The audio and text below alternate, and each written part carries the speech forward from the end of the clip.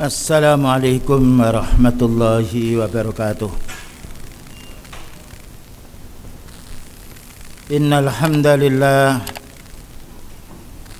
nahmaduhu wa nasta'inuhu wa nastaghfiruh wa na'udzu billahi min shururi anfusina wa sayyiati a'malina. Man yahdihillahu fala mudilla lahu ومن يضلل فلا هادي له. أشهد أن لا إله إلا الله وحده لا شريك له وأشهد أن محمدا عبده ورسوله. اللهم صل وسلم على نبينا محمد وعلى آله وصحبه أجمعين. أما بعد.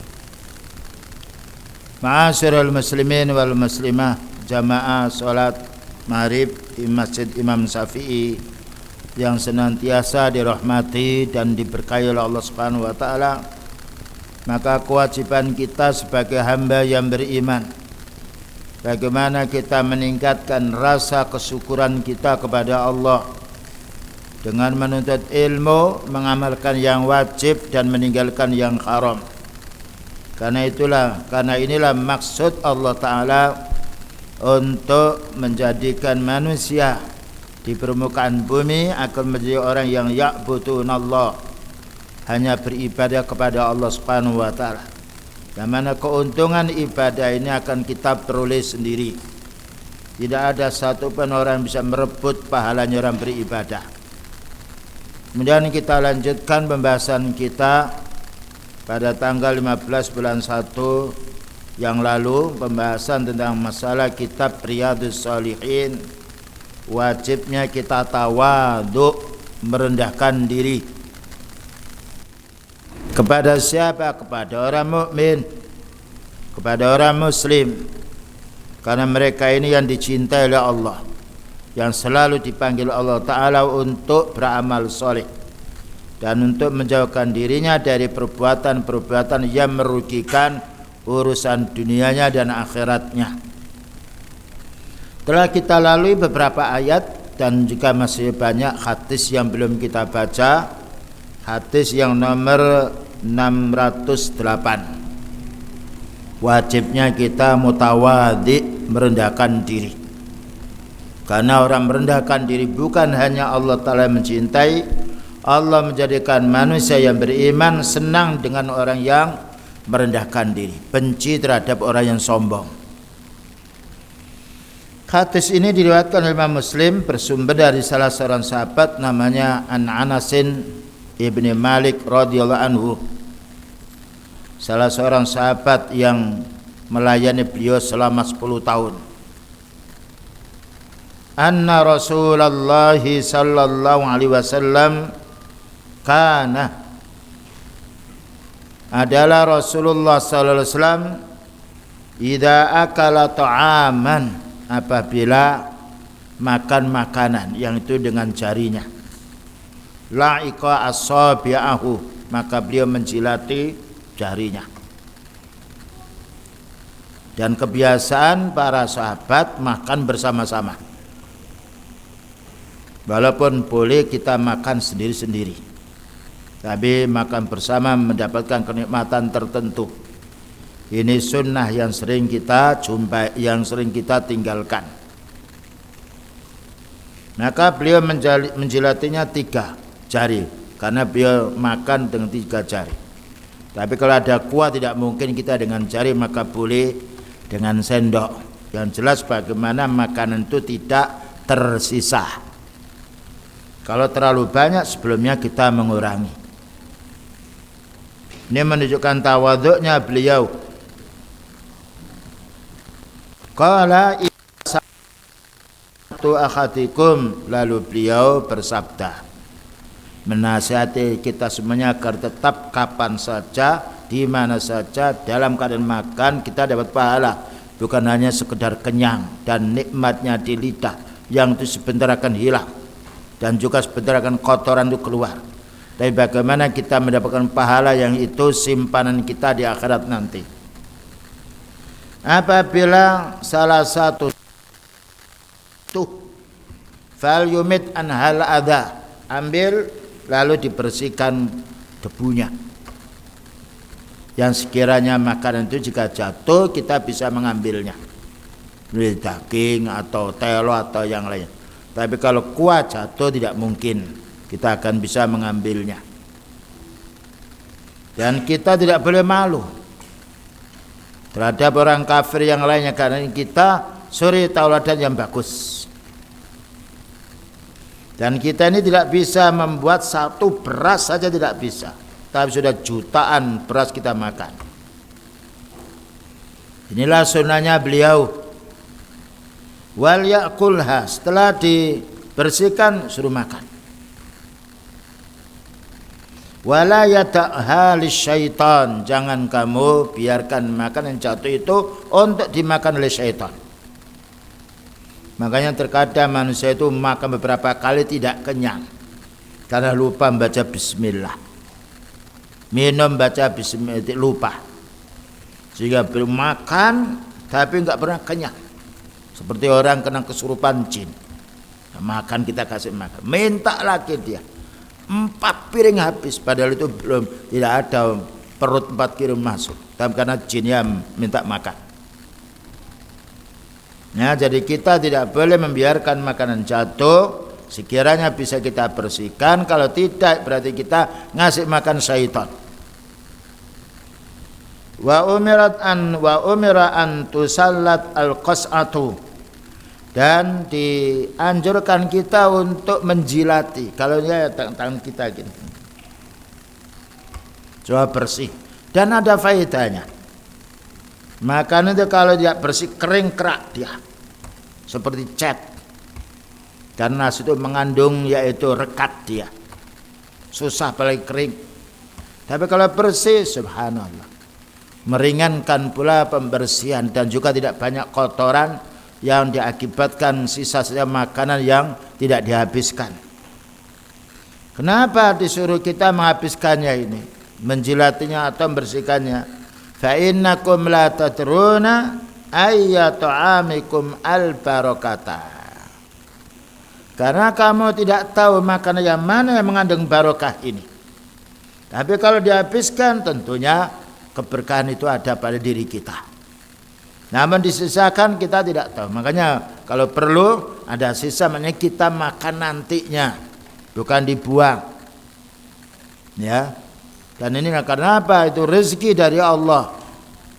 Sekarang berapa banyak orang makan hambur-hamburan. Ya, dibuangnya di sampah atau yang lainnya. Ini adalah peringatan beliau, karena nikmat rezeki datanya dari Allah, kita tidak boleh menyanyiakan. Dan ini menunjukkan tawaduknya Rasulullah sallallahu alaihi wasallam. Yang dapat diambil kesimpulan dari hadis ini, sunnatu fi tanawulit ta'ami akhadahu bi salasi asabi. Sunnahnya kalau kita sedang ngambil makanan atau sedang makan 3 jari. Karena beliau menjelaskan 3. Itu sesuatu yang bisa kita ambil dengan jari. Kalau tidak mungkin seperti kuah, ya seperti kolak atau yang lainnya, maka Syekh Albani mengatakan 1 sendok itu ukuran seperti 3 jari. Ya, nomor 2, min sunnati laqul asabi isalasi au yal'ikuha ghairuhu. Ya. Dianjurkan ketika kita sudah makan ada yaitu sesuatu yang ada di tangan kita, maka bukan kita cuci dulu, tetapi kita bersihkannya, kita kelamudi. Dan ini ketika dia makan terus ini karena dianggapnya kotor lalu minum tangan kiri, ya tidak boleh, minumnya syaitan. Ini bukan kotor, ini pegang. Kalau jilati dulu baru kita memegang ini. Ini sunnah yang sering ditinggalkan, terutama ketika makan prasmanan. Karena prasmanan berdiri berlebih-lebihan, disisakan makanan itu untuk syaitan, naudzubillah min dzalik. Selanjutnya, bayanan Nabi sallallahu alaihi wasallam al-illata fi laqil asabi.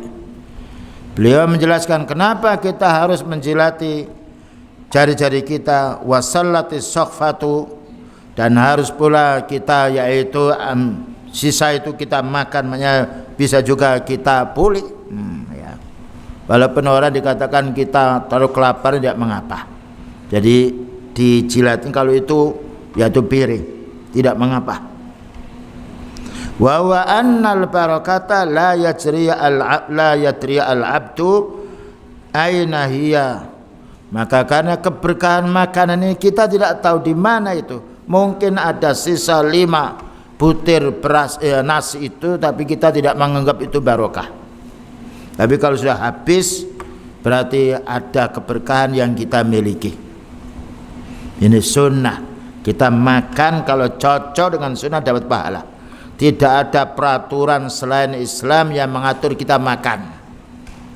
Yang mengatur kita yaitu buang air besar atau kecil. Ini menunjukkan sempurna Islam. Tidak perlu kita peradaban timur barat, peradaban orang Jawa atau yang lainnya, tidak perlu. Sekarang berapa banyak orang mau gawe pernikahan gimana adatnya. Ini keliru. Dan itu seruannya jin yang kufur. Mestinya bagaimana sunnahnya. Nah, gitu. Dan berapa banyak orang ketika dia berkumpul musyawarah tidak tersentuh satu ayat pun. Bagaimana pendapat anda. Terus. Makanya tidak pernah menyelesaikan perkara. Kemudian juga yanbahi al-muhafadzatu ala ta'amis saqit. Hendaknya kita menjaga jangan sampai makan itu jatuh. Kalau jatuh kita ambil. Kecuali kalau jatuh itu namanya yaitu makan yang bercair yang tidak mungkin kita mengambilnya itu cair. Li'anna dzalika muhafadzatan 'ala ni'mah. Karena kita harus menjaga itu nikmatnya Allah. Bayangkan kalau Allah Ta'ala menahan kita, tidak ada nasi, tidak ada makan apa kita? Kita tidak bisa makan batu. Tidak bisa kita makan kayu. Tapi terkadang manusia boros atau mubadzir atau tabdzir.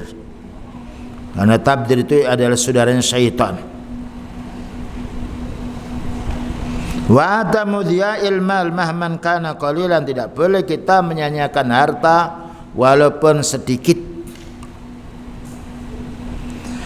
Al-Islamu dinun nadhafa. Islam itu adalah agama yang sangat bersih. Baju kita suruh cuci, masjid suruh nyapu. Ya, makan kita harus bersih, harus yang halal. Dan makan yang tidak memadaratkan badan kita, lain dengan orang kufar. Yang penting lezat, enak, walaupun babi enak dimakan, orang Islam tidak. Karena yang maha tahu tentang madarat dan tidaknya badan kita sebab makanan hanyalah Allah. Makanya kita disuruh makan yang halal. Yang haram tidak boleh. Tidaklah Allah Ta'ala mengharamkan makanan, melainkan jika dilanggar mesti memadaratkan badan kita. Fa idza waqa'a ta'amu yanbahi izalatul adza inda anhu qabla aklihi marratan saniyah. Maknanya apabila jatuh makanan itu kita ambil, kita bersihkan, lalu kita makan. Jangan diambil lalu dimakan, tapi dibersihkan dulu. Ini menunjukkan Islam menganjurkan kita untuk nadhafah, bersih. Allah berfirman wasiyabaka fatahhir. Bajumu itu maka cucilah. Dan kita dianjurkan ketika sudah kumpul istri wajib mandi. Bahkan ada mandi yang wajib sepekan sekali, yaitu mandi hari Jum'ah. Karena mandi itu menghilangkan kotoran keringat yang tidaknya menjadi sebab sakitnya kulit atau gelisahnya badan. Ketika mandi sekar. Bahkan orang berkumpul sama istrinya, setelah kumpul mau kumpul lagi mandi dulu. Karena air itu barokah. Wa anzalna minas sama'i ma'am mubarakah. Kami turunkan hujan dari langit, air itu mengandung keberkahan, kebaikan. Bayanu anna syaitana qad yusarikul abda fi ta'amihi wa syarabihi. Penjelasan hadis ini menunjukkan setan itu juga ikut kita ketika makan dan minum. Berapa banyak orang minum tangannya kanannya kuat tapi minum tangan kiri, berdiri lagi. Satu gelogokan. Yang baik itu bismillah minum, nah seteguk alhamdulillah.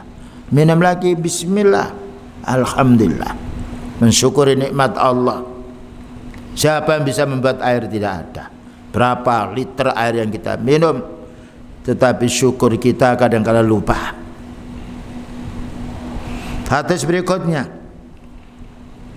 nomor 609, bab tawadhu'nya Rasulullah sallallahu alaihi wasallam, yang menjadi suri tauladan untuk kita semuanya.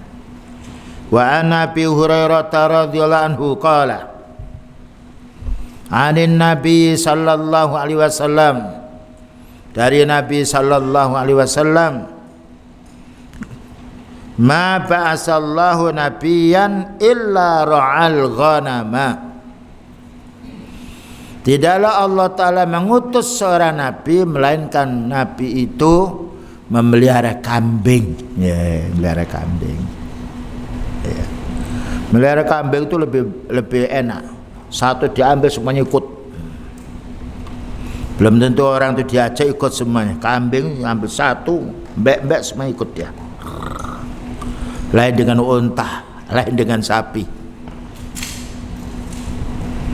Qala ashabuhu, berkata sahabatnya, wa anta ya Rasulullah, engkau juga wahai Nabi melihara kambing? Qala na'am, kuntu ar'aha ala qararita li ahli Makkah. Saya ini mengembala, memelihara kambingnya penduduk Mekah, memelihara kambingnya penduduk Mekah dengan mendapatkan gaji atau upah 1/6 dinar. Nah, tidak aib. Sekarang kalau orang sudah sarjana maunya duduk di kantor, malu jual kerupuk, malu jual telo, ya, malu mengembala kambing. Dan memelihara kambing itu orangnya lunak-lunak. Lain dengan memelihara unta, orangnya keras-keras. Karena pembangkang kambing satu diambil masuk semuanya dia. Dan paling mudah, saya itu dikasih teman 2 kambing menjadi 17. Ya. Mudah. Ya sudah, kamu pelihara nanti bagi 2 buat korban beranak lagi, alhamdulillah. Ya. Kalau orang memelihara kambing jujur, orangnya sama-sama jujurnya, Allah Ta'ala menolong dan cepat beranak 2, 3, 1. Ya. Butuh duit gampang dijual 1, 2. Ya, ini mengembala kambing. Jadi itu juga sunnah beliau, tapi bukan berarti harus. Namun jangan dibiarkan kambing itu makan tanamannya orang. Tidak boleh, atau diliarkan di jalan yang itu mengganggu, tidak boleh. Namanya memelihara. Ar'a, memelihara maknanya dipelihara, bukan dilepaskan. Kecuali kalau kita punya pekarangan sendiri yang tertutup, tidak keluar, maka makan rumput yang ada di kita tidak mengapa. Tapi dilepas tidak boleh. Karena maknanya ar'a, memelihara. Memelihara lain dengan melepas. Nah, inilah contoh-contoh yang beliau memberi penjelasan kepada kita mencari nafkah, terkadang memelihara hewannya orang. Dan tidak aib. Bayangkan seorang nabi. Ada lagi nabi yang tukang kayu, mebel, nah, Nabi Daud. Ada lagi yang lainnya. Yang penting pekerjaan itu halal.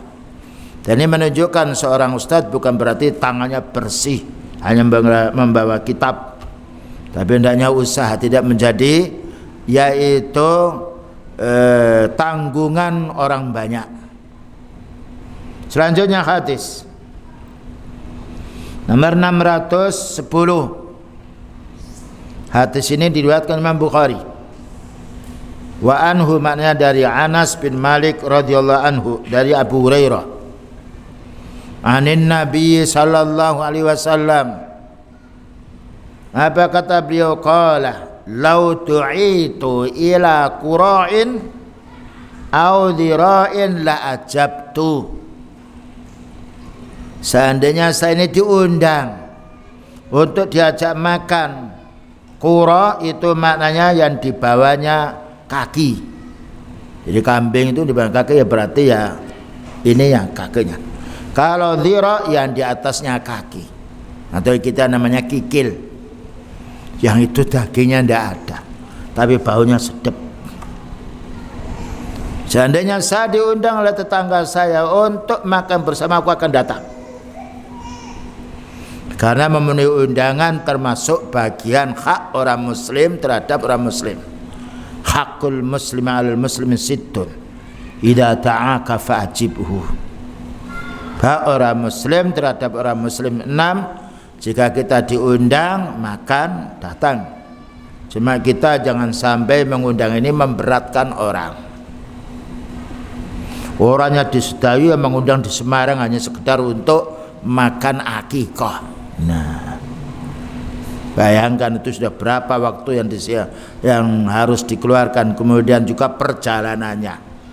Yang paling bagus itu tetangga dekat loh. Terkadang pula ada komersil pula, bagaimana bisa punya teman yang pejabat yang lainnya. Nah, ya bukan berarti tidak boleh. Tetangga yang paling dekat, wal jaridil qurba wal jaril junub, itu saudara kita. Bahkan juga sampai beliau mengatakan hampir-hampir saja, ya, turun ayat menjelaskan bahwasanya tetangga itu punya hak warisan. Karena orang paling dekat kita adalah tetangga, diundang. Ya, jadi kita ketika kita punya gawe yang lainnya, jangan sampai ada niat yang menyimpang. Memberi makan itu innama nut'imukum liwajhillah la nuridu minkum jazaa'a wala syukura. Itu orang-orang yang di ahli surga. Kami ini ngasih makan betul-betul mencari ridha Allah, bukan untuk mendapatkan imbalan. Berapa banyak orang yang ketika dia menikahkan putra putrinya, bagaimana yang dia kasihkan duit kepada si fulan itu bisa kembali lebih banyak. Kadang-kadang dicatat, oh dulu ngasih 50.000, ternyata diundang 20.000. Nah, geremeng, tahu geremeng? Yang gerundel dalam hatinya, terutama wanita. Dan kadang-kadang sampai hutang-hutang, itu gimana? Iya, dulu dia datang kemari membawa uang sekian, kita tidak punya, kalau nggak ngasih nanti kita malu. Jadi betul-betul bukan keikhlasan, ya menjaga, yaitu gengsi. Padahal Allah menjelaskan man uritu minhum rizq, Allah menjelaskan mereka tidak ingin mendapatkan terima kasih, apalagi mendapatkan imbalan. Karena orang memberi makan kepada orang jika ikhlas mencari dari Allah Ta'ala, pahalanya lebih banyak daripada balen dari orang tersebut. Nah, watak-watak yang demikian harus kita jauhi. Karena ada orang yang harus kita sumbang terus, seperti orang fakir miskin. Dan kadang kala orang itu harus menyumbang terus ketika dia orang mampu. Tu'khadhu min ahniyaihim wa turaddu ila fuqaraihim. Diambil dari orang kaya, dibagikan dari orang miskin. Ini sosial Islam yang tidak ada agama yang lain. Bayangkan agama yang lain boleh pinjam, tapi mana untungnya? Tertunda pembayaran, kita disuruh bayar lebih. Makanya ekonomi internasional ini hancur. Karena Allah Ta'ala sudah berjanji bahwa akan menghancurkan riba. Nah, dan kita ini orang mukmin membantu saudara kita meminjami karena ingin dapat pahala. Menolong orang akan ditolong oleh Allah. Wallahu fi aunil abdi ma kana al-abdu fi auni akhi. Allah akan menolong hamba sekiranya hamba itu mau menolong saudaranya. Ini akidah Islam yang banyak disia-siakan oleh orang yang mengaku dirinya muslim. Ya, bayangkan berapa kita membantu orang dengan bantuan Allah, pemberian Allah Ta'ala kepada kita, belum ada apa-apanya. Tapi kalau orang sudah niat bagaimana dia membantu supaya dia mengembalikan bantuan itu, jangan berharap kenikmatan, akan sedih terus. Karena memberi niatnya bagaimana dia mendapatkan imbalan, ternyata tidak dapat, sakit terus. Ya, jadi apa katanya beliau? Walau uhtiya ilayya dhira'un. Nah, kalau tadi diundang, seandainya saya ini dikasih hadiah, ada orang yang ngasih kuah, ya, ngasih kuah dia, tidak ada daging yang adanya sum-sum bekas kikil itu, teklik itu, diterima beliau oleh beliau. Au qura'un laqabiltu, saya akan, seandainya yang dikasihkan saya itu hanya kakinya itu, atau di atas kaki yang berupa petisnya, ya itu namanya kalau qura' itu di bawahnya, kalau dhira' berarti di atasnya. Itu beliau menerima. Ini tawaduknya beliau, subhanallah, imam di dunia. Maka beliau memberi contoh seperti itu. Adapun kita barangkali hanya dikasih kuah saja kita marah, padahal belum tentu kalau kita dikasih daging kita mau makan. Orang itu memberi sesuatu pada kita karena senangnya dia kepada diri kita. Dan karena Allah berfirman, fattaqullaha mastata'tum, bertakwalah kamu kepada Allah Ta'ala walaupun sesuai dengan kemampuanmu. Makanya dianjurkan kalau kita masak bau, kasih tetangganya, jangan hanya disuruh menghirup baunya. Disuruh kita ngasih kuahnya banyak, dia mengapa kuahnya saja. Ya, tapi kalau orang itu beriman, oh ini sunnahnya beliau. Tapi kalau orang awam tidak punya ilmu, oh ini orang itu menghina saya. Tetapi niat kita baik. Cuma kalau kita orang kaya aja masak apa itu daging, masak hatinya, masak yang lainnya, lalu ngasih apa itu airnya saja, ya tidak benar. Dikasih pula dagingnya. Begitu Islam mengatur kita bagaimana menjalin persaudaraan. Yang dapat diambil kesimpulan di sini, ijabatu dakwah walau ila syai'in yasirim minat ta'am. Wajib kita mendatangi undangan saudara kita, sekalipun dalam undangan itu sajiannya hanya kepingan roti atau hanya kita dikasih air. Nah, air butuh. Ini untuk menjaga Islam. Nah, kalau orang kembali kepada Islam nikmat. Oh iya, ini ada dalilnya. Tapi kalau orang itu tidak tahu Islam, dianggapnya menghina. Loh, katanya mengundang, kok nggak ada apa-apa? Nah, adanya air saja. Yang nomor 2, qabulil hadiah mahman qallat. Hendaknya kita menerima hadiah itu walaupun sedikit, jangan dikembalikan. Karena orang itu ingin berbuat baik kepada kita.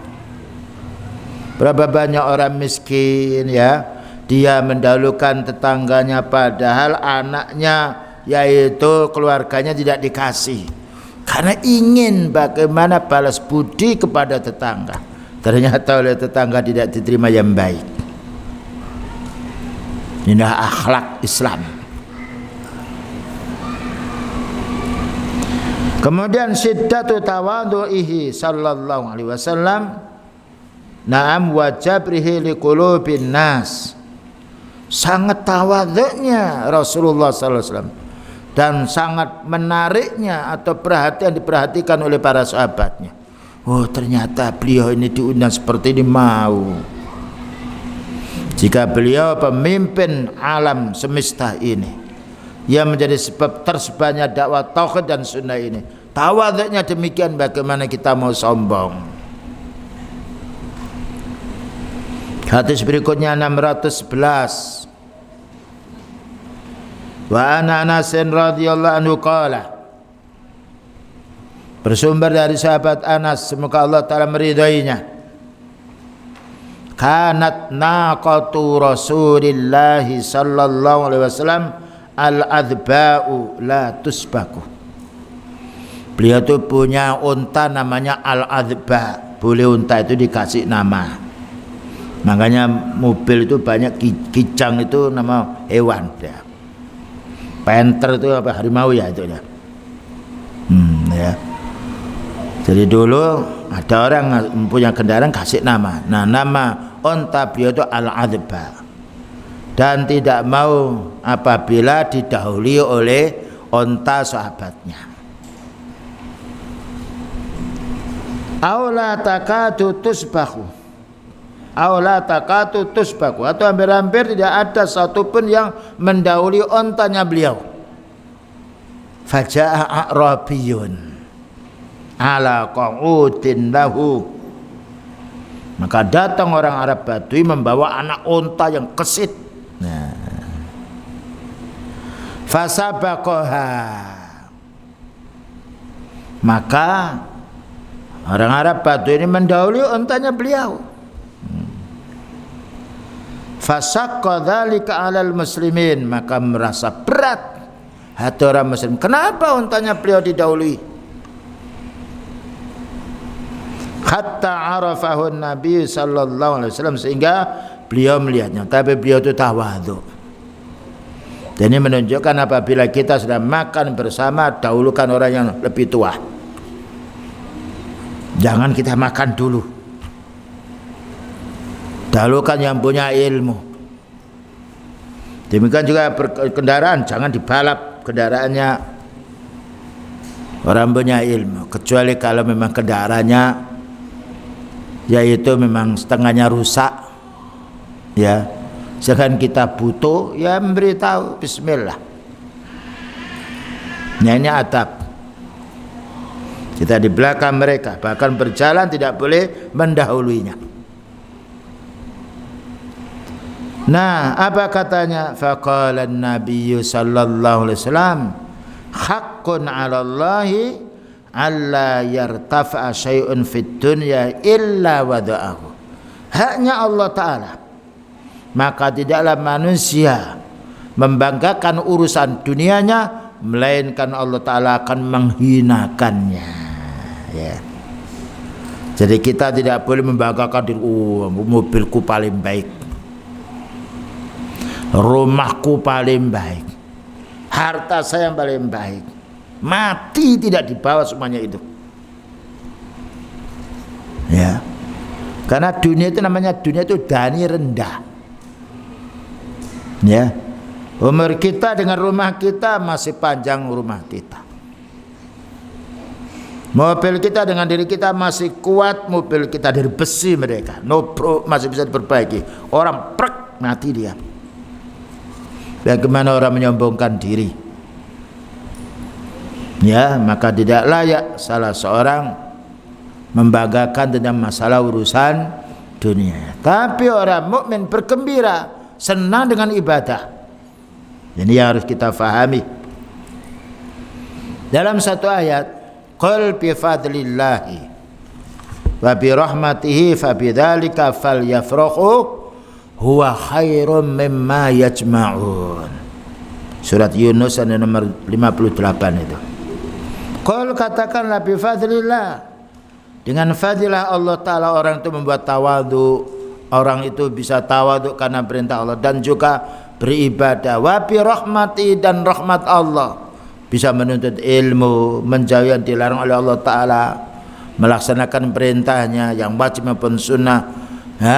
Fa bidzalika, yang demikian itu, fal yafrahu, hendaknya orang itu bersenang hati. Ya. Kita ini bersenang hati bukan dengan datangnya dunia. Bayangkan kalau antum dikasih uang 100 miliar, duit numpuk sak masjid, itu apa? Dilihat tok. Memang bayangan orang miskin lain dengan orang kaya. Orang kaya numpuk dunianya, ya itu milik-milik, dirasakan hanya sedikit. Kita dikasih makan kulit, sate, macam-macam, ya itu macamnya 20, ya masuk ke perut berapa. Lihat ketika kita sedang haus dan lapar, kita siam perencanaan kita, saya nanti makan ini, makan ini, dihitung. Ternyata setelah berbuka, ya dengan air yang diminum segar, penuh perut ini. Yang lain tinggal dilihat. Orang itu kalau sudah kenyang, makan enak, tidak bisa merasakan enak. Makanan itu enak kita rasakan ketika dalam keadaan sangat lapar, walaupun nasi murni. Itulah dunia mata'ul ghurur, kenikmatan yang menipu. Tapi amal ibadah dirasakan nikmat, ya. Walaupun sudah lewat, alhamdulillah kemarin saya bisa berinfak, alhamdulillah saya kemarin bisa siam, alhamdulillah saya bisa membaca Al-Quran, disyukuri. Dan itulah Allah Ta'ala menjelaskan, walakinallah khabbaba ilaikumul iman wa zayyanahu fi qulubikum. Tetapi Allah Ta'ala membuat kamu itu senang dengan iman. Itu orang mukmin, maka dia merasa gembira, senang dengan bisa beribadah. Dan juga Allah Ta'ala menghiasi hati mereka dengan keimanan, merasa indah dengan amal ibadahnya. Ketika sudah bisa melanjutkan sholat Jum'ah, alhamdulillah. Bisa menjalankan sholat jamaah, alhamdulillah. Bisa siam, alhamdulillah. Bisa beramal baik, alhamdulillah. Karena itu yang disimpan. Tidak ada orang bisa mencuri pahala, menggendam, mensihir pahala, tidak ada. Karena malaikat menyimpannya amal itu di hadapan Allah. Nah, karena itu tidak ada orang ahli hadis, para anbiya, yaitu cemburu. Ya Allah, kenapa Fir'aun kok kaya? Kenapa raja-raja itu kok kaya? Tidak. Kenapa? Orang mukmin telah mendapatkan kenikmatan sendiri dengan imannya. Salasun man kunna fihi wajada halawatal iman. 3 perkara. Siapa yang memiliki 3 perkara ini akan merasakan lezatnya iman. Yang itu bukan di lidah tapi di hati, yang itu membuat senangnya dengan ibadah. Ayyakunallahu wa rasuluhu ahabba ilahi mimma siwahuma. Jika Allah Ta'ala dan Rasulnya lebih disenangi daripada yang lainnya. Disenangi maknanya beribadah kepada Allah. Dan yang nomor 2, tidaklah orang itu mencinta seorang melainkan karena Allah. Nah, bayangkan persaudaraan iman ini mengalahkan persaudaraan keluarga. Bayangkan kalau kita mengamalkan sunnah, kok bertemu dengan orang yang lain, kita tidak mengenal siapa namanya, dari mana dia, tapi cocok dengan sunnah, senang hati kita. Ya, terlintas dalam hati kita ingin ada sesuatu yang kita berikan. Dari mana Bapak? Dicatat namanya. Ini dari mana? Nikmat iman. Nah, ternyata kenikmatan hakiki adalah kenikmatan iman, kenikmatan amal soleh. Baik, kita dengarkan adzan dulu. Kita lanjutkan faedah dari hadis nomor 611 yang disampaikan oleh Imam Nawawi, bersumber dari yang diriwayatkan Imam Bukhari. Pertama, bayanu hawanid dunya 'ala Allah. Penjelasan hinanya dunia ini di sisi Allah. Karena Allah Ta'ala memuliakan manusia, inna akramakum indallahi atqakum. Yang paling mulia kamu itu di sisi Allah yang paling takwa, bukan yang paling banyak hartanya,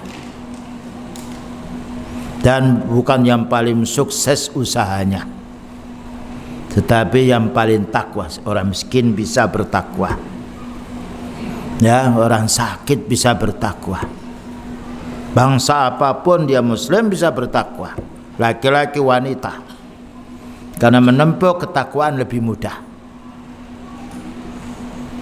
Wa tarkil mubahati wal mufakharati dan tinggalkanlah bermegah-megahan, berbangga-bangga masalah urusan dunia.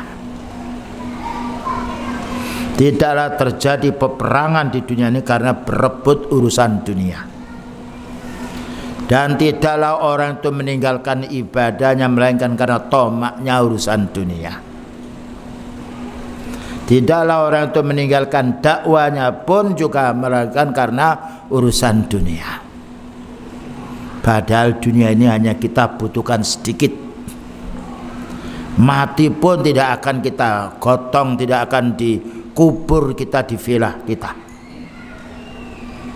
Bukan berarti kita menghindari dunia, tidak. Bayangkan dunia yang sebentar kita butuhkan ini, jangan sampai meninggalkan waktu untuk ibadah kita kepada Allah. Karena kita di alam kubur tidak disuruh taklim lagi, tidak disuruh sholat lagi. Karena di alam kubur yaumul jaza, ad-dunya yaumul amal, wal akhiratu yaumal jaza. Yang disampaikan oleh para ulama sunnah seperti Al-Imam Barbahari mengatakan, dunia ini tempat kita untuk cari bekal untuk dunia kita yang antara jaraknya 60-70 tahun, dan untuk akhirat kita untuk kekal selamanya. Nah, inilah yang perlunya membagi waktu.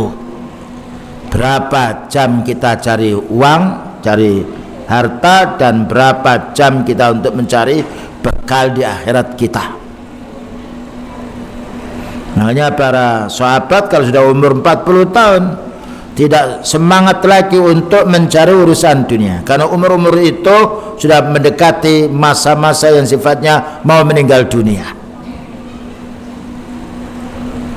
Wal khassu 'ala tawadhu'i, dan anjuran untuk tawadhu. Seandainya kita ini dikasih makan gembili saja hidup, tahu gembili ya? Gembili murah itu, boleh telo murah, bohong murah dia. Talas dulu itu orang makan seperti itu. Sekarang mewah, Pak, jangan makanin dulu, ini banyak kolesterolnya. Penyakit, semua penyakit karena makanan. Tanya si dokter, hindari ini manis-manis, hindari yaitu kuri-kuri, hindari jeruan hati, kepuk. Padahal itu enak, tapi hanya di lidah enaknya. Enak 2 menit, rasa keroknya badan ini beberapa jam. Dan betul apa yang katakan Allah Ta'ala, mata'un qalil. Cuma kadang manusia itu lupa kalau sedang sakit menggerutu. Nah, makanya setiap penyakit, Pak, hati-hati dengan gula. Dikurangilah. Tapi karena enak dia tidak lupa kalau dia nanti sakitnya lebih parah daripada nikmatnya. Itulah urusan dunia. Tapi tidak ada penyakit karena siam. Tidak ada penyakit karena orang itu bersedekah. Tidak ada penyakit karena itu orang menuntut ilmu. Tidak ada penyakit karena orang itu sholat. Karena ibadah membawa kesehatan badan. Alhamdulillah kita masuk masjid selamat, sehat badan ini ya, dengan ibadah. Bayangkan para sahabat karena kuatnya beribadah, patah tangannya kanan ini, bendera itu dibawa ke kirinya. Subhanallah. Khalifah Umar radhiyallahu anhu sholat, ditusuk perutnya, keluar usus, minta minum keluar dari ususnya, masih sempat untuk wasil. Kalau kita membuat sibuk satu keluarga.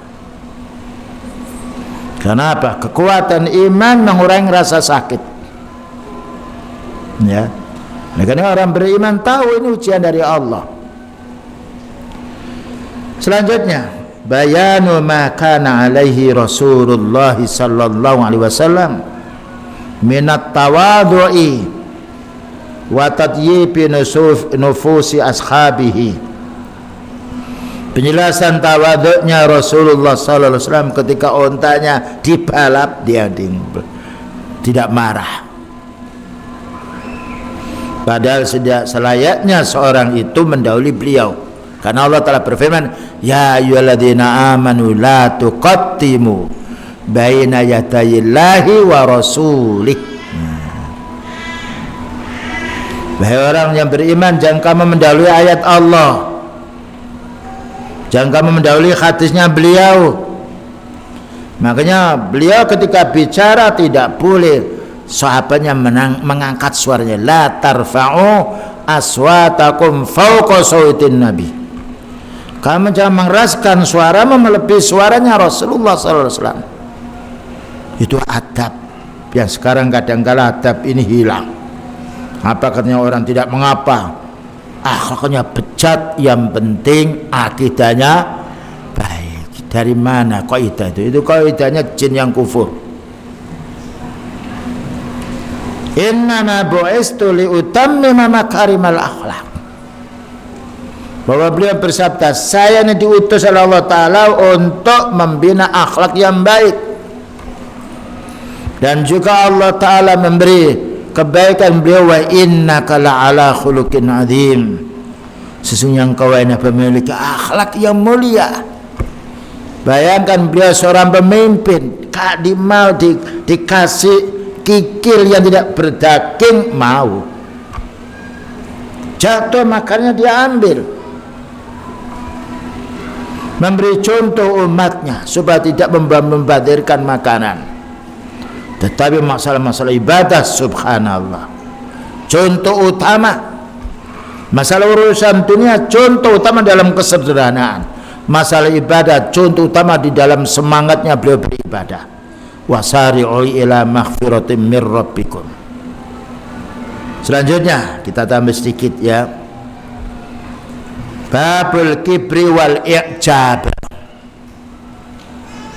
Bab kita dilarang berbuat sombong dan juga ujub, membanggakan diri. Kita semuanya dari mani. Besar kecil, yang ganteng dan tidaknya, ya miskin dan juga kaya, sama kita dari produk yang satu. Bahkan bapak kita dari tanah, diciptakan oleh Allah Ta'ala dari tanah. Bagaimana kita menyombongkan diri? Maka Allah berfirman di dalam surat Al-Qasas 83, tilkat darul akhiratu naj'aluha lilladzina la yuriduna 'uluwan fil ardi wala fasada wal 'aqibatu lil muttaqin. Surat Al-Qasas 83. Itulah kampung akhirat, maknanya surga. Apa katanya Allah Ta'ala? Kami menjadikannya kampung akhirat ini untuk hamba-hambaku, untuk orang-orang la yuriduna 'uluwan fil ardi, tidak menginginkan mereka itu sombong di permukaan bumi. Berarti yang diinginkan oleh Allah orang tawadhu. Setelah beliau Al-Imam Nawawi menjelaskan wajibnya kita tawadhu, maka kita harus menjauhi takabur. Orang sombong itu tidak disenangi oleh siapapun, tapi orang tawadhu senang, subhanallah. Bayangkan kalau kita menjumpai, kita dalam keadaan dalam perjalanan, mobil kita rusak atau sepeda kita rusak, datang orang yang punya kedudukan, turun dia menolong, ada bapak bisa dibantu, dicarikan yang lainnya. Apa yang terlintas dalam hati kita? Teringat kebaikan orang ini. Nah, ya. Ketika kita salah jalan lalu ditunjukkan, Pak, jalan yang benar ini. Apa yang terlintas? Kita ingin mendoakan orang yang menolong kita. Ya, Allah Ta'ala tidak menghukum kalau kita lupa. Makanya jangan menghukum orang kalau salah jalan, dia tidak tahu, beritahu. Ini jalannya yang betul, mundur dulu, ini lampunya. Nah, orang itu akan senang.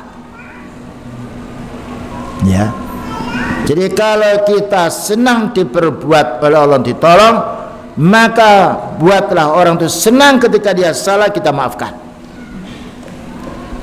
Ya, karena manusia itu punya perasaan yang sama. wala fasadan, dan Allah Ta'ala tidak mendaki orang berbuat kerusakan ini akan dimasukkan dalam surga. Tidak ada ceritanya orang kafir masuk surga kecuali satu, tidak ada, kecuali Abu Thalib diringankan oleh Allah Ta'ala siksanya di neraka paling atas karena tawadhu, cuma dia tidak muslim. Tapi orang muslim, orang tawadhu, subhanallah, para sahabat sebelum dia masuk Islam menjadi orang takabur, terutama Umar bin Khattab, tetapi setelah masuk Islam, subhanallah, hilang rasa emosi takabur yang ujubnya setelah dia memahami dinul Islam dan mengamalkannya. Makanya kita jangan sampai menyanyiakan waktu untuk menuntut ilmu, karena menuntut ilmu ini tidak bisa diwakilkan, dan keberkahan sendiri menuntut ilmu datang. Bayangkan malaikat mendoakan kita, yang hadir ini jin-jin yang beriman pula sama mendoakan kita. Perjalanan kita mungkin kita tidak pernah menghitung berapa kaki kita melangkah ini atau berapa bensin dikeluarkan, malaikat mencatat. Satu langkah satu kebaikan, satu langkah dihapus dosa, diukur panjangnya, lamanya dia. Nah, kalau kita berbicara seperti itu, nikmat kita ini beribadah. Tapi belum tentu orang kerja satu hari mengeluarkan itu mendapatkan keuntungan. Tapi beribadah syaratnya hanya dua, ikhlas karena Allah Ta'ala, itu adalah amal hati. Yang nomor dua, mengikuti sunnah. Dia orang muslim, maka akan mendapatkan pahala. Nah, jadi Allah Ta'ala menjelaskan bahwa kampung-kampung akhirat, surga-surga itu ditempuh oleh orang tawadhu yang tidak sombong di permukaan bumi ini, dan juga tidak berbuat kerusakan. Wal akibatu lil muttaqin, akibat akhir yang baik hanya diperoleh untuk orang yang bertakwa. Yukhbiru ta'ala anna ad-dar al-akhirata wa na'imaha al-muqima alladhi la yakhulu wa la yazulu ja'alaha li ibadil mu'minin alladhina la yuriduna taraffu'an atau uluwan ala khalqillah. Dijelaskan oleh Syekh Salim bin Id al-Hilali hafizahullah ta'ala, kampung akhir yang begitu banyak kenikmatannya ini oleh Allah Ta'ala diperuntukkan untuk hamba-hambanya tidak sombong di permukaan dunia. Ya, sombong itu penyebabnya banyak. Merasa kuat sendiri, merasa dia jadi pimpinan, merasa pangkatnya tinggi, ya, dan merasa tidak ada orang bisa mengalahkan dia, atau merasa dia bisa menguasai sesuatu. Ini penyebab sombong. Padahal kalau kita faham itu semuanya sementara. Yang nomor dua, Allah Ta'ala berfirman di dalam surat Al-Isra nomor 37, wala tamshi fil ardi maraha, janganlah kamu berjalan di permukaan bumi ini dengan sombong. Bumi ini kita injak tidak sombong ya. Bagaimana kita sombong? Bumi sekian besar, kita cangkul, kita tanam memang. Tapi kalau api kita injak, mati kita. Nah, makanya kita ini dia buat oleh Allah Ta'ala dari saripati tanah, agar kita menjadi orang yang tawadhu kepada sesama hamba dan menjadi orang yang ahli ibadah. Dalam satu hadis diriwayatkan di sini keterangan dari wala tamsi fil ardi marha. Hadis ini diriwayatkan oleh Imam Bukhari, ma min rajulin yata'adhamu fi nafsihi wa yakhtalu fi nafsihi illa laki Allah Ta'ala wa huwa alaihi ghadbanun. Ma min rajulin, tidaklah salah seorang, entah laki-laki atau perempuan, disebut laki-laki di sini karena perempuan asalnya dari laki-laki, yang mana orang itu dia menyombongkan dirinya, ta'adhamu ala nafsihi, wa yakhtalu fi masjid, dan sombong ketika dia berjalan, ketika naik mobil, ketika sepedanya baru, ketika rumahnya mewah, melainkan mereka akan meninggal dunia dalam keadaan dimarahi oleh Allah. Nah, kalau sudah Allah Ta'ala marah, siapa yang bisa meredahkan marahnya Allah? Ya, jadi orang mukmin ini orang yang bagus. Tidak ada nabi yang sombong, tidak ada utusan Allah yang sombong, dan tidak ada pula para sahabatnya yang membanggakan diri, karena mereka tahu bahwasanya kemuliaan manusia tergantung kepada ketakwaannya. Kemudian surat yang nomor 2 yaitu surat Luqman ayat nomor 18, wala tusair khattaka linnas wala tamshi fil ardi maraha innallaha la yuhibbu kulla mukhtalin fakhur. Wala tusair, dan jangan kamu palingkan khattaka pipimu, melihat orang lalu nelengos ke kanan atau ke kiri. Ya, kita hendaknya menghadap, kecuali kalau orang itu orang ahli bid'ah, karena kebid'ahnya kita berpaling. Ada ayat sendiri, fa'arid anhu. Tapi orang awam dan juga orang ahli sunnah hendaknya kita ketika itu sama jenisnya kita bertatap muka, tapi lain jenis kita hendaknya menundukkan pandangan. Ya, sebagaimana disebutkan di dalam surat An-Nur ayat nomor 30-31. Kenapa? Innallaha la yuhibbu kulla mukhtalin fakhur. Sesungguhnya Allah tidak mencintai orang yang sombong dan juga orang yang angkuh. Nah, ya.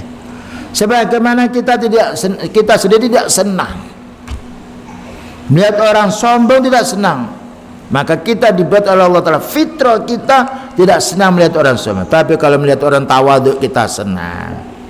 Ya. Ada orang itu pakaiannya biasa, ya, dia sopan, kromo, ternyata ini orang yang punya kedudukan, dia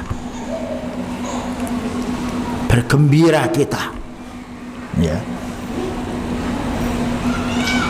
Nah, di sini dijelaskan juga dari surat Al-Qasas nomor 76.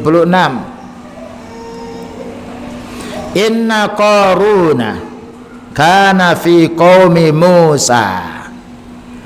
Sesungguhnya Qarun itu adalah dari kaumnya Nabi Musa, ini dari Bani Israel. Fabagha alaihim, maka mereka ini berbuat aniaya kepada umat. Kenapa? Dia kaya. Nah, orang kaya itu macam-macam. Kalau sudah kaya, dia orang miskin diutangi, tapi disuruh bayar lebih. Ya, bayangkan kasihan orang miskin. Ada orang kaya, dia tidak punya bibit, baik, kamu beli bibit dari saya dengan harga yang mahal, nanti panennya kamu jual kepada saya. Padahal orang menjual barang itu tidak boleh dipaksa. Ya, tapi orang mukmin lain, nah ini saya pinjami, terserah, kalau panen kamu bayar, tanpa harus mengharuskan nanti produksinya bawa kemari,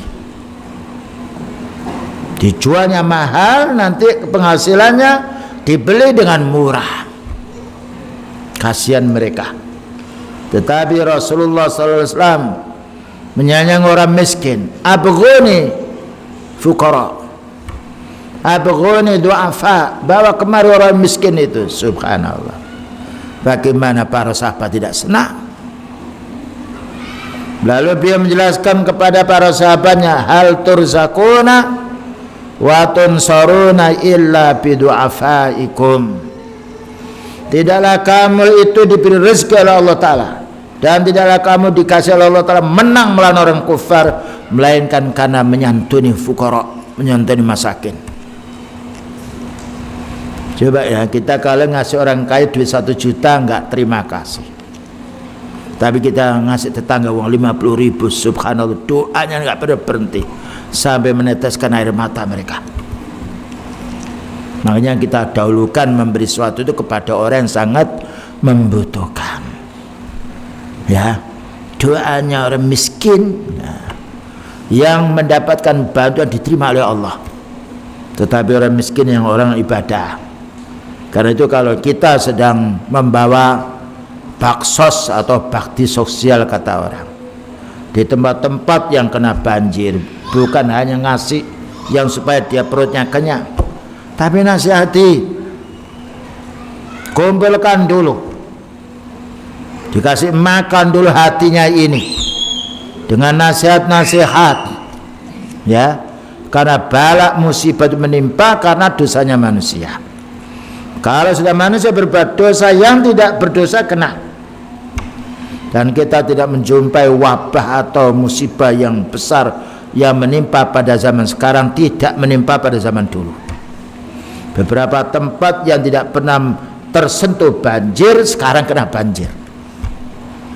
Nah, silakan kita bantu, tapi hatinya ini diberi nasihat. Setelah itu kasih dia beras yang lainnya. Ya, diingatkan bahwasanya ini musibahnya karena dosa kita. Ya, karena kedzaliman kita. Wa atainahu minal kunuzi, maka Allah Ta'ala memberi Qarun ini, ya, gudang penyimpanan harta yang banyak. Ya. Ma inna mafatihahu latanu bil usbati ulil quwwah, yang mana kunci-kunci gerbangnya, ya, kunci gudang-gudangnya ini berat dipikul oleh orang kuat, ya, dari penduduknya ulil quwwah. Kuncinya saja mereka merasa keberatan, bagaimana dengan isi gudang-gudang itu. Idh qala lahu qaumuhu la tafrah, tatkala diingatkan oleh kaum yang beriman, kamu jangan membanggakan diri, ya, jangan sombong hai Qarun. Perlu ingatkan, ya, innallaha la yuhibbul farihin, sesungguhnya Allah Ta'ala tidak menyenangi orang yang bergembira dalam urusan dunia. Manusia hendaknya bergembira ketika dia mampu beribadah. Karena kita kalau misalnya seandainya kita ini sebelum meninggal dunia dikasih oleh Allah Ta'ala dunia sisinya ini, lalu untuk apa? Yang kita rasakan hanya sedikit. Mati tidak kita bawa dunia itu. Tapi kalau kita mendapatkan keberkahan ilmu, beramal saleh, ini yang kita bawa. Manusia ketika meninggal dunia yatba'ul janazatu salah satu, yatba'ul janazata salah satun, dikawal jenazah itu 3. Fayarji'u usnani, 2 yang akan kembali. Wa yabqa ma'ahu wahidun, 1 yang menyertai orang mati. Yarji'u ahluhu, pengantar yang asalnya menangis, istrinya, anaknya, temannya bela sungkawa, dikasih pula kembang-kembang yang lainnya, ya. Tulisannya apa biasanya itu? Duka. Ya. Itu enggak ada pengaruhnya dengan orang mati. Orang mati hubungannya dengan amalnya. Dan juga kembali pula hartanya. Mobil yang dibuat untuk ngusung dia enggak mungkin akan dikubur. Balik semuanya. Baju yang di rumahnya sekian banyak, ratusan jutaan, meninggal dunia dikasih kain putih, rangkap 3 supaya auratnya tidak. Itu hakikatnya dunia yang kita bawa mati. Wa yabqa ma'ahu amaluhu, yang menyertai orang matinya amal. Kalau amal itu baik, subhanallah. Fa amma man saqulat mawazinuhu fahuwa fi 'ishatir radiyah. Ada benar orang yang berat timbangan amal baiknya, inilah dia akan bergembira nanti di alam kuburnya. Kalau di alam kuburnya gembira, nanti di akhirnya gembira. Ketika orang itu mukmin meninggal dunia, langsung dipapak oleh malaikat, didudukkan, ditanya man rabbuka. Siapa penciptamu? Allah. Karena dia di dunia mempelajari tauhid dan menjadi orang berakidah benar. Wa man nabiyyuka? Siapa nabimu? Oh, nabiku adalah Nabi Muhammad sallallahu alaihi wasallam, karena selalu yaitu mencintai sunnahnya, beramal sesuai dengan sunnah. Wa ma dinuka? Dan apa agamamu? Karena di peluk Islam, din Islam, lalu dibukakan oleh malaikat itu loh surga, diperlihatkan pagi hari, ya ini besok kamu akan tempati, sore lagi diambilkan dipan dari surga, silakan kamu beristirahat, diperluas kuburannya sejauh dengan pandangan mata. Nikmatnya orang beribadah. Sebentar kita hidup di dunia ini, sengsara sebentar, kaya pun sebentar. Yang dulu dijelaskan Nabi seperti ka'abiri sabilin, orang hidup di dunia seperti nyebrang jalan, tidak lama, tetapi kenikmatannya sangat lama kalau orang itu beramal soleh. Tapi kalau orang itu ditanya man rabbuka, la adri, ya karena tidak pernah belajar tauhid, syirik saja yang dikerjakan. Man nabiyuka, la adri, saya tidak tahu nabinya. Katanya fulan-fulan, kepuk dia, belakang menjerit semuanya makhluk dengar, namun orang yang mengantar tidak dengar. Dan kalau jenazah itu bagus, apa qaddimuni, jenazah itu akan bicara, tapi kita tidak dengar. Segeralah aku ini dikubur, segera aku ini dikubur. Makanya ada hadis asri'u bil janazati, segera dirawat jenazah itu. Ya. Karena apabila sudah meninggal dunia, dia ingin ketemu nikmat Allah. Di dunia banyak fitnah, banyak orang mencaci, banyak orang menghina, menghalangi. Ketika di akhirat, ketika di surga, di alam kubur senang dia. Tapi kalau orang yang mati ini siwadhalika, bukan orang-orang yang baik, bukan orang beriman, maka mereka mengatakan kemana saya ini dibawa, kemana saya ini dibawa. Ketika ditanya tidak mampu, dia kepuk dan tidak mati, la yamutu fiha wa la yahya. Nah inilah yang harus kita berpikir. Kita mesti nazak nantinya. Mumpung kita masih sehat, malaikat belum mencabut roh kita, badan kita masih belum keringat, kaki kita belum yaitu dingin. Nah, masih kesempatan kita untuk memperbaiki diri. Selanjutnya ayat fa khasafna bihi wa bidarihil ardh, maka kami benamkan Qarun ini dan yang lainnya dan harta bendanya, dan juga kami hancurkan pula negerinya.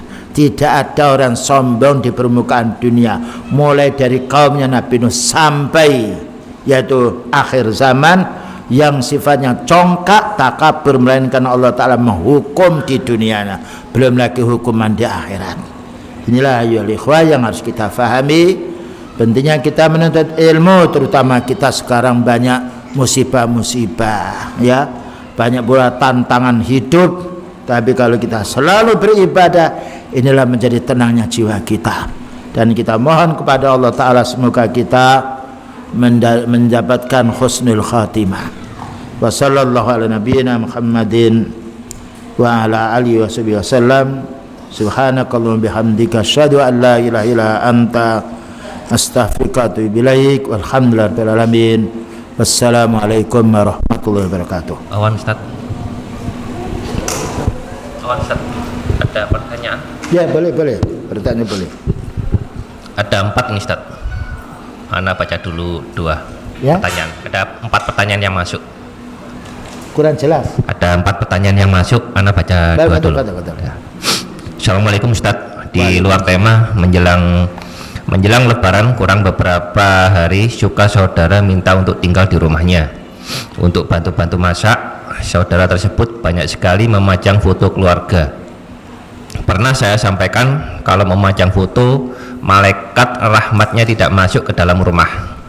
Pernah kirim juga kajian tentang hal tersebut, tetapi tidak diikuti. Yang saya tanyakan, bagaimana dengan ibadah saya seperti sholat wajib dan sunnah? Mungkin yang dimaksud di rumahnya. Apakah diterima ibadah saya? Pertanyaan kedua, Assalamualaikum, semoga Allah senantiasa memberikan kesehatan dan keberkahan kepada Ustadz Aun. Barakallahu fiikum. Ya, pertanyaannya adalah bagaimana agar kita itu mendapatkan keutamaan umur kedua meskipun kita meninggal, harta yang dulu kita miliki itu masih memberikan manfaat kepada kita di alam kubur. Jazakumullah khairan. Baik. Pertanyaan pertama, kita tidak boleh menggantung gambar-gambar di rumah karena malaikat rahmat tidak akan mau masuk. Dan kalau malaikat rahmat tidak mau masuk, jin-jin yang kafir masuk. Makanya di antara persyaratan orang itu minta ruqyah, orangnya harus baik. Kalau orang itu tidak sholat, tidak beribadah, di ruqyah percuma. Dan harus di rumah itu bersih dari gambar-gambar. Ya, karena beliau menjelaskan laknatullahil musawwiri, la'anallahul musawwirin. Maka Allah melaknat orang-orang yang menempelkan gambar, baik gambar yang sifatnya tidak ada bayangan atau gambar yang ada bayangan seperti patung. Dan tidaklah dilaknat orang-orang dahulu melainkan seperti kaumnya Nabi Nuh alaihissalam, karena mereka itu menggambar, memajang gambar-gambarnya orang yang soleh yang telah meninggal dunia. Dan lama-lama itu akan dikeramatkan. Nanti lama-lama kalau sudah cucu tidak ada, setan itu membisikkan, oh gambar ini kamu tahu ya kenapa orang tua masang, karena sakit dia bisa menyembuhkan, dan ini bisa mendatangkan rezeki. Jadi yang pertama itu adalah hukumnya haram. Kalau sampai dia bergantung kepada gambar, ya menjadi syirik. Karena ada hadis man ta'allaqa syai'an wukila ilaihi. Barang siapa bergantung kepada sesuatu maka Allah Ta'ala tidak mengurusinya. Yang nomor dua, bagaimana dia sholat yang ada di dalam rumah itu gambar. Nah, kalau memang mereka sholatnya yaitu ta'alluqnya kepada gambar, itu ya tidak sah. Tapi kalau dia belum mengerti tentang bahaya gambar itu, tapi dia sholatnya betul-betul terpenuhi syaratnya, insya Allah diterima sholatnya. Ya, adapun karena sholat hubungan kita dengan Allah Subhanahu wa Ta'ala. Namun kita sebaiknya tidak sholat di tempat yang ada gambarnya. Makanya kita dilarang sholat di gereja, karena itu mesti ada salib. Kecuali kondisi kita ini ya di rumah seseorang yang sementara kita tidak mampu untuk menasihatinya. Ya faman yaturra ghayra baghin wala atin fala isma alaihi. Barang siapa yang dalam keadaan terpaksa yang tidak mungkin akan mengelaknya, maka kita tidak berdosa dengan niat kita tidak mengagungkan gambar itu, dan upayakan kita sholat tidak di hadapan gambar itu, karena itu bersihkan sajadah dari gambar-gambar. Ya, kadang-kala di gambar di situ Ka'bah, gimana Ka'bah diletakkan di bawah? Yaitu karena pedagang di gambarnya ada burung. Nah, kita sholat dan upayakan pula kita sholat, tapi kita jangan diletakkan di depan, di bawah atau disakui nggak apa-apa. Kita sholat di depan, berbahaya nanti ada apa di HP saya ini. Ya, kalau ada sandal di bawah kita, kaki ini kita berkaki. Nah, bukan di depan pula. Ya, apalagi kalau udah sholat bunyinya tintong yang lainnya, ambil nggak apa-apa, dimatikan. Ada ular kita boleh membunuh, kala jengking ambil, bunuh dulu, padahal itu nggak ada suaranya. Suara berapa banyak, fitnahnya HP ini. Kalau perlu waktu taklim dimatikan semuanya. Berapalah waktunya kita taklim dibandingkan dengan tidur kita hidupkan, sampai berak itu kita bawa HP itu. Ya, kawan setia, belum tentu istri kita bawa terus. Nah, Bukan berarti tidak boleh. Kadang-kala habis sholat langsung diangkat. Ada apa Pak? Saya tadi baru sholat. Ada SMS. Tanya harganya langsung dijawab. Zikir dulu. Inilah musibahnya. Ada manfaatnya kalau kita bisa menggunakannya. Pertanyaan nomor 2. Awalnya saja. Bagaimana agar kita mendapatkan keutamaan umur kedua? Nah, meskipun kita meninggal, harta yang dulu kita miliki itu masih memberikan manfaat kepada kita di alam kubur. Umur kita itu bermanfaat kalau untuk ibadah. Ya, dalam satu hadis, khairukum man tala umruhu wa hasuna amaluhu. Hadis yang disahihkan oleh Ibnu Majah. Paling baiknya kamu itu panjang umurnya, baik amalnya. Karena orang berumur 40 tahun dia beramal soleh meninggal dunia, lain dengan umur 70 tahun dia beramal soleh meninggal dunia. Karena orang meninggal dunia akan bawa amal. Tapi kita tidak boleh mendoakan, Ustaz, semoga Allah Ta'ala memperpanjang umurmu. Kalau kita diperpanjang sampai 300 tahun, menengok tidak bisa, hanya mendelik saja, lalu gimana? Ya, yang bagus semoga husnul khatimah. Semoga Allah Ta'ala memberkahi umur. Nah, memberkahi. Ya, itu boleh, tapi semoga dikasih umur panjang. Umur itu sudah ditentukan oleh Allah Ta'ala. La yastakhiruna sa'atan wa la yastaqdimun. Tidak bisa dimajukan, tidak bisa pula diundur. Jadi paling baiknya orang itu hidup ketika dia berumur panjang, ya, maka dia memperbanyak ibadahnya. Khairukum man tala umruhu wa hasuna amalu. Dan paling baiknya juga orang meninggal dunia ketika masih ada warisan-warisan amalnya yang bisa diambil ketika dia setelah meninggal dunia. Bukankah beliau bersabda, idza matal insanu in qata'a amaluhu illa min salasin. Kalau orang itu sudah mati, putus amalnya kecuali 3. Nah, ini sebelum kita putus amal, sebelum kita mati ini. Pertama, shadaqatin jariyah. Nah, sedekah yang mengalir.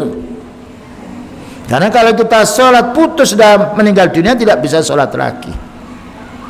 Upayakan ada uang, harta yang tak kita wakafkan kah, atau kita sedekahkan yang bisa lama, nitip ya satu kaca atau satu marmer atau yang lainnya, ya, agar kita menjadi simpanan kita. Atau kita mendidik anak, kita tidak punya anak, mendidik anaknya orang, kita didik, ya.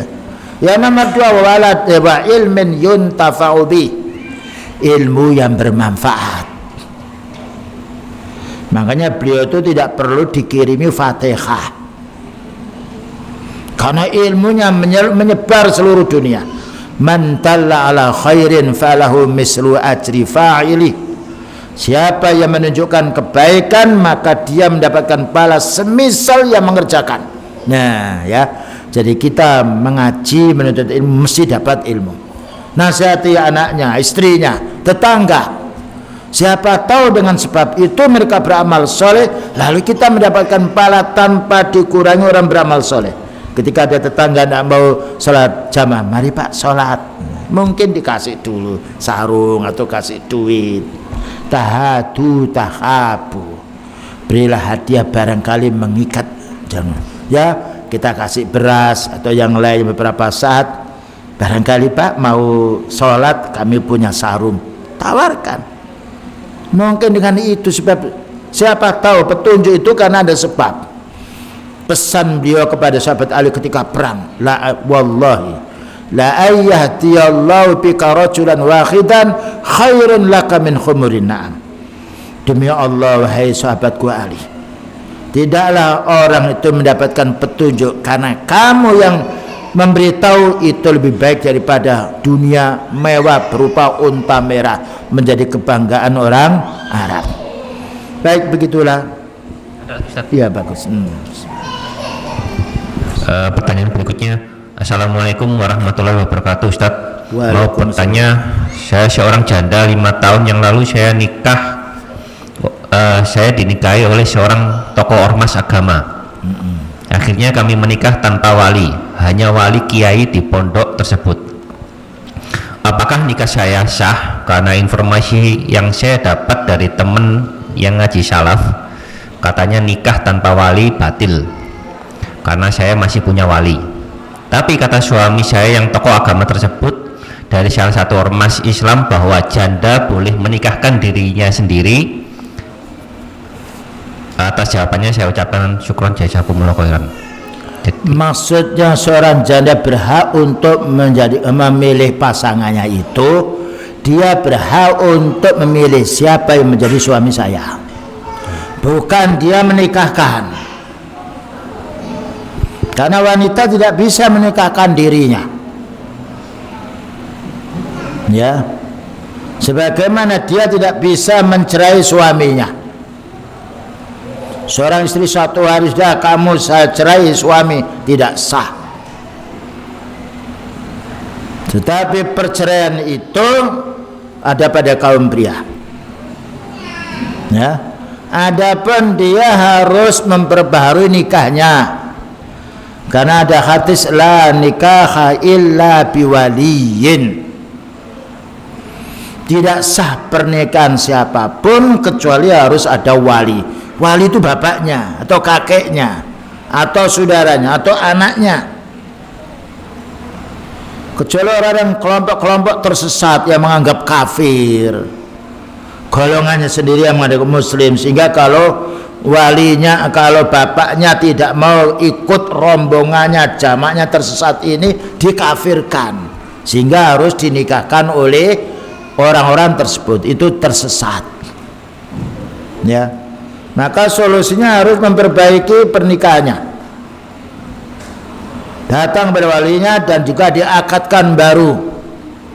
Kita wajib mentaati waliul amri, yaitu ada naib, dan itu sebagai pula pegangan kita.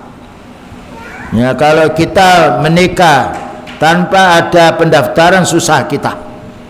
Punya anak bingung, mau didaftarkan mana surat pernikahannya. Ya, dan itu ketaatan kita pada waliul amri. Ada pembawanya belum boleh menikah karena umurnya masih muda, bismillah kita usaha. Pernikahan wanita itu umur 16 atau 17. Ternyata putri saya umur 14 2 bulan bisa gol, sidang 3 kali menang. Ya. Jadi pernikahan tidak sah kecuali dengan wali. Wali itu mana bapaknya. Kecuali kalau tidak ada wali, maka walinya adalah yaitu Pak Naib, yaitu waliul amri. Ya, solusinya harus memperbaiki pernikahannya, kalau tidak zina terus. Wallahu a'lam bishawab. Terakhir Ustaz. Ya. Terkait hadis pernah Rasul minum dengan berdiri itu bagaimana Ustaz? Saat tangan kotor pegang gelas dengan tangan kiri dan ditopang tangan kanan. Apakah lebih tepat demikian Ustaz? Dan bagaimana dengan undangan dari orang kafir? Jazakumullah khairan. Beliau pernah minum dengan berdiri karena tempatnya itu kotor. Karena tempat itu kotor. Jadi kalau duduk, satu. Yang nomor 2 jelas dengan tangan kanan. Jadi kita tidak makan itu lalu minum lalu tidak boleh. Ini bersih nih minum. Yang nomor 3 tadi undangan orang kafir. Undangan orang kafir, lihat dulu undangan apa. Kalau undangan masalah urusan dunia karena kita bisnis dengan syarat kita tidak dirugikan oleh mereka, boleh. Tapi kalau undangan kafir yaitu iktikad mereka, keyakinan mereka, kita diundang makan karena ini acara hari ulang tahun mereka, hari Imlek atau hari yang lainnya, tidak boleh. Karena kita termasuk itu wala. Lakum dinukum waliyadin. Itu agamamu, urusi dirimu sendiri. Ini agama saya. Namun kalau undangan itu namanya undangan di desa bersih-bersih, tidak mengapa, urusan dunia. Allah Ta'ala membolehkan kita untuk bermuamalah masalah urusan dunia. Dia pernah juga nyewa orang Yahudi, suruh cocok tanam yaitu kurma. Bahkan juga disuruh mengantarkan beliau jalan menuju ke Medina, urusan dunia. Seperti kita naik pesawatnya orang kafir boleh, nyewa mobilnya orang kafir boleh, urusan dunia. Tapi tidak boleh menaruh kecintaan hati kepada mereka. Cukup? Baik, begitulah kaum muslimin wal muslimat yang dapat kita dengarkan bersama. Tidak lupa kita mohon kepada Allah Ta'ala semoga kita senantiasa menjadi orang yang istiqamah, bersabar di dalam mengarungi kehidupan dunia ini, dan tetap kita menjadi orang yang muttaqin, dan semoga kita menjadi orang yang selalu diridai oleh Allah Ta'ala. Wassallallahu ala nabiyyina Muhammadin wa ala alihi wasallam. Subhanakallahumma bihamdika asyhadu an la ilaha illa anta astaghfiruka wa atubu ilaik. Walhamdulillahirabbil alamin. Wassalamualaikum warahmatullahi wabarakatuh.